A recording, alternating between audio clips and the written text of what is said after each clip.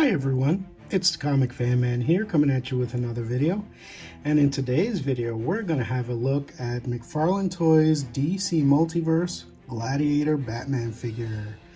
I know this figure came out a while ago and I put it off. I wasn't sure if I was ever going to get it, but I saw it on sale the other day.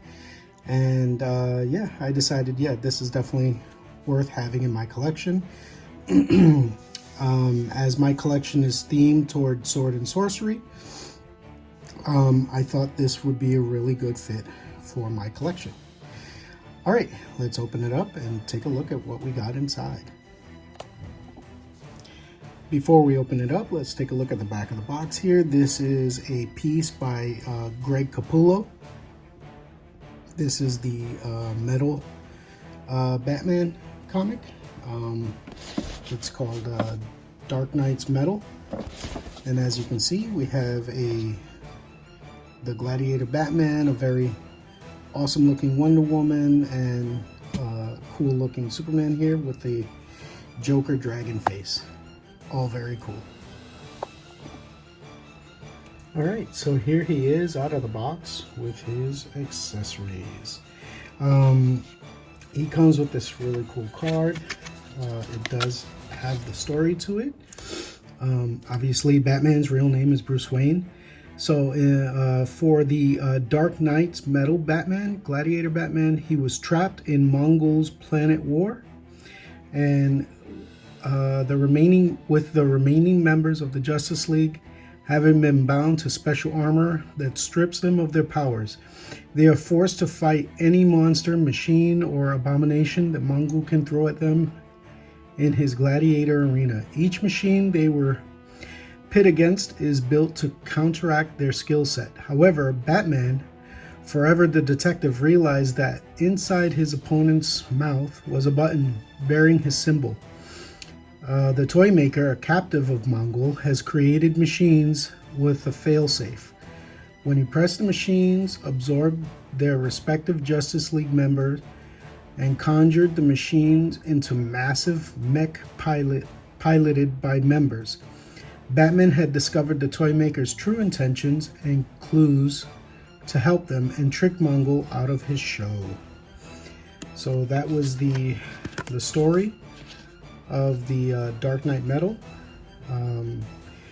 But the fact that Greg Capullo did the artwork, I love Greg Capullo. I've loved his artwork ever since he was the artist on Quasar. So yeah, I'm glad to see this character. Let's take a quick look at the axe. This is a great looking axe. Take a look at all the detail that they did on this. Love that. Obviously all the rest of this, you know, you can touch that up yourself, but you know, like I said, McFarlane Toys, for the $20 price point, they do an amazing amount of detail that you just don't see in other toy companies. And obviously he comes with the standard DC peg stand, which is fine. So now let's take a look at the figure himself. This Batman looks fantastic. I love his aesthetic. This fantasy aesthetic is amazing. Take a look at the texturing he did on the cape here. That's crazy. Look at all of that. He did rope. He's got some weave in there. And just the flow that they did on this cape. Really, really great stuff. Back of the figure. Fairly plain Jane, but that's okay. You know, the rest of the aesthetic fits really well. He's got a little bat on his shoulder plates. Bat logo here. I love all the intricate work that he did on this armor, this chest plate. He's got the straps. The arms open up really nicely. So you can see where all the straps and all the armor overlaid, all the intricate work in his belt. It looks really great. All of this weaving here, the legs. And he did something on this Batman that I haven't seen him do on any of the other figures yet. Look at this, he's got thigh swivel. I didn't know that. That's really cool. And look at the armor, just the design, really crazy, over the top, heavy metal design of the armor is great. I mean, this figure is basically a 1-for-1 of Greg Capullo's Batman. I mean, all of it looks fantastic, even his little 5 o'clock shadow that he's got going on there. Much better than the death metal, like Superman and Batman. I don't know why they messed up that Superman so badly, because it looks nothing like Greg Capullo's art. The face of him, you know, I understand the body, like, yeah, you know, you do your own version of the body, but yeah, the face looked nothing like the Greg Capullo Superman. And I really love the way he captured the Greg Capullo art style on this face. All right, so here he is with the axe in hand. The Gladiator Batman. As you can see, he holds it really well. I did have to heat up the hands in order to get the fingers to open. This is a really, really stiff plastic. This is not the plastic that he's been using as of recently. So yeah, so I did have to heat up the hand in order to get that in there. But again, I really want to highlight all the detail work in here. Like, look at the straps that he has connecting to his plate armor all over the place. Like, this is fantastic. This is an amazing, amazing looking figure. And look at the detail on his boots. Like, this really, like, it really does make me want to just go in and start painting this figure. You know, just to bring up some different highlights that he hasn't shown on here. And it's great. I love all of it. Look at the armor in his neck, in the back of his neck. The way that shows in there. All the beat up detail, obviously, in his helmet. That's just fantastic. I love this. Great, great job, McFarlane Toys, on this Gladiator Batman. I think they did a fantastic job. All right, I wanted to put them alongside my two most recent Batman purchases, the Batman v Superman Batfleck figure and the Arkham Knight's Prestige Armor figure. Yeah, McFarlane Toys really, when he does these imaginative, different style of figures, I really love them. I don't know why they can't do like the regular superhero figures. I don't like the way they look. I don't like his normal Batman or Superman figures. They always look either a little too thin or a little too thick for my taste. They're either too lanky or way, way over the top in their muscular design. But this is perfect for me. I love the fantasy aesthetic. I love the proportions that he gives him. And the same for the movie figure and the same for this Arkham Knight figure. I think, you know, these proportions are perfect.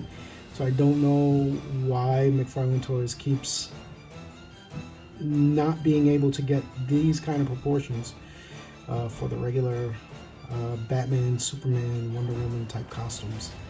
I really wish he would, because this kind of look, for me, this is fantastic. Here's a look with Batman next to my McFarlane Toys figure of the year so far, Captain Carrot. Obviously, you know, he looks like a gladiator. He looks like a comic book version superhero. So their aesthetics don't line up at all, but you know, I still love this combo. I still love the way they look together. And this is the sword from Doom Eternal that came with one of the Doom Slayer figures. Also done by McFarlane Toys, and it fits in his hand perfectly. So I was able to turn my Captain Carrot into a sword and sorcery figure. So he will definitely fit in with that. Here he is next to Dungeons and Dragons Strongheart by NECA Toys. And as you can see, the aesthetic is perfect to fit within this. I mean, he definitely, maybe not a paladin, but maybe like a dragon knight in Dungeons and Dragons. He can definitely fit into this world. That's really cool. And here he is next to NECA Toys Dungeons and Dragons Warduke. Again, as you can see, he fits perfectly into this Dungeons and Dragons aesthetic.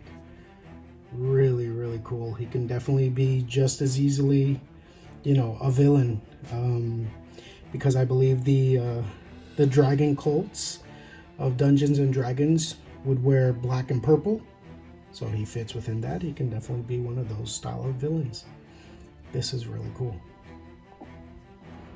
And now finally, here we have him next to my Dungeons and Dragons style Ultimate Battle Armor He-Man from the New Eternia line.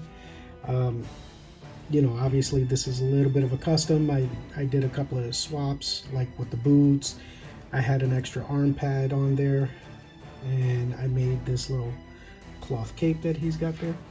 But yeah, as you can see, he definitely fits within this, definitely will fit within this New Eternia subline of Masterverse. He's definitely going to fit on the shelf alongside these guys, simply because his look makes it so. And here he is with my custom Conan that I made using this is the Fight the Frozen Batman body, but I used the Vicron harness head and the sword from Skeletor, and the Vicron axe fits on the side there. The Skeletor sword really does kind of look like the Conan sword, so that's really cool. Fits back there nice and easy. But yeah, this is the Fight the Frozen Batman body, and as you can see, he fits within this. Obviously, as a barbarian, he's a lot bigger, a lot bulkier, and as a gladiator, more slender but more armor.